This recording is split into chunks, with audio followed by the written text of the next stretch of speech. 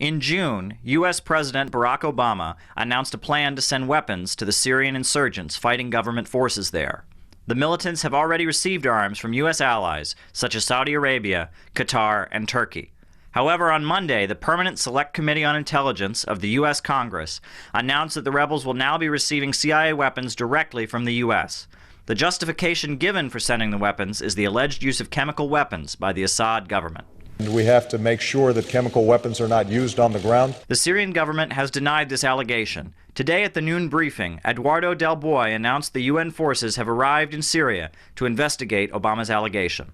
The High Representative for Disarmament Affairs, Angela Kane, and Professor Åke Sellström, head of the United Nations mission to investigate allegations of the use of chemical weapons in the Syrian Arab Republic, arrived in Damascus today. Discussions will focus on completing the consultations on the modalities of cooperation required for the proper, safe, and efficient conduct of the mission. He then refused to answer any further questions about the situation in Syria. But I don't have any further information on that other than the fact that it's been sent to the appropriate people. Though the shipment of weapons was approved by consensus in the Congressional Committee, the U.S. public remains strongly opposed to the move. A recent poll conducted by Quinnipiac University shows that only 27% of people in the U.S. support sending weapons to the militants in Syria, while 59% are opposed to it.